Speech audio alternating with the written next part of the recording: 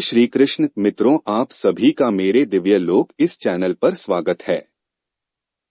आज हम सुनेंगे पौराणिक कथा में राजा युवनाश्व की कहानी। इस राजा ने गर्भधारण कर दिया था पुत्र को जन्म। रामायण के बालकांड के अंतर्गत गुरु वशिष्ठ द्वारा भगवान राम के कुल रघुवंश का वर्णन किया गया है, जो इस प्रकार है। ब्रह्मा जी के पुत्र मरीचि से कश्यप का जन्म हुआ। कश्यप के पुत्र थे विवस्वान। विवस्वान के पुत्र थे वैवस्त मनु, जिनके 10 पुत्रों में से एक का नाम इक्ष्वाकु था। राजा इक्ष्वाकु ने अयोध्या को अपनी राजधानी बनाया और उन्होंने ही इक्ष्वाकु वंश को स्थापित किया। इसी वंश में राजा युवनाश्व का जन्म हुआ, लेकिन उनका कोई पुत्र नहीं था। वंश की उन्नति और पुत्र प्राप्ति की कामना लिए उन्होंने अपना सारा राजपाट त्याग कर वन में जाकर तपस्या करने का निश्चय किया। वन में अपने निवास के दौरान उनकी मुलाकात महर्षि भृगु के वंशज च्यवन ऋषि से हुई। च्यवन ऋषि ने राजा युवनाश्व के लिए इष्टि यज्ञ करना आरंभ किया ताकि राजा की संतान जन्म ले। यज्ञ के बाद च्यवन ऋषि ने एक मटके में अभिमंत्रित जल रखा, जिसका सेवन राजा की पत्नी को करना था ताकि वह गर्भधारण कर पाए। राजा युवनाश्व की संतानोत्पत्ति के उद्देश्य से हुए यज्ञ में कई ऋषिमुनियों ने भाग लिया और यज्ञ के बाद सभी जन थकान की वजह से गहरी नींद में सो गए। रात्रि के समय जब राजा युवनाश्व की नींद खुली तो उन्हें भयंकर प्यास लगी।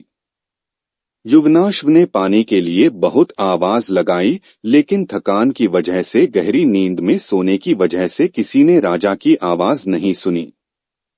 ऐसे में राजा स्वयं उठे और पानी की तलाश करने लगे। राजा युवनाश्व को वह कलश दिखाई दिया जिसमें अभिमंत्रित जल था। इस बात से बेखबर कि वह जल किस उद्देश्य के लिए है, राजा ने प्यास की वजह से सारा पानी पी लिया।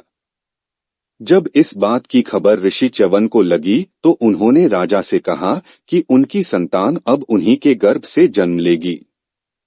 जब संतान के जन्म लेने का सही समय आया तब दैवीय चिकित्सकों अश्विन कुमारों ने राजा युवनाश्व की कोख को चीरकर बच्चे को बाहर निकाला। बच्चे के जन्म के बाद यह समस्या उत्पन्न हुई कि बच्चा अपनी भूख कैसे मिटाएगा। सभी देवतागण वहां उपस्थित थे। इतने में इंद्रदेव ने उनसे कहा कि वह उस बच्चे के लिए मां की कमी पूरी करेंगे। इंद्र ने अपनी अंगुली शिशु के मुंह में डाली जिसमें से दूध निकल रहा था और कहा, ममधाता अर्थात मैं इसकी मां हूं। इसी वजह से उस शिशु का नाम ममधाता या मानधाता पड़ा। जैसे ही इंद्रदेव ने शिशु को अपनी अंगुली से दूध पिलाना शुरू किया, वह शिशु 13 बित्ता बढ़ गया। कहते हैं राजा मानधाता से सूर्य उदय से लेकर सूर्यास्त तक के राज्यों पर धर्मानुकूल शासन किया था। इतना ही नहीं, राजा मानधाता ने 100 अश्वमेघ और 100 राजसूय यज्ञ करके 10 योजन लंबे और 1 योजन ऊंचे रोहित नामक सोने के मत्स्य बनवाकर ब्राह्मणों को भी दान दिए थे। लंबे समय तक धर्मानुकूल रहकर शासन करने के बाद राजा मानधाता ने विष्णु के दर्शन करने के लिए वन जाकर तप करने का निर्णय किया और विष्णु के दर्शन कर लेने के बाद वन में ही अपने प्राण त्याग स्वर्ग की ओर प्रस्थान किया।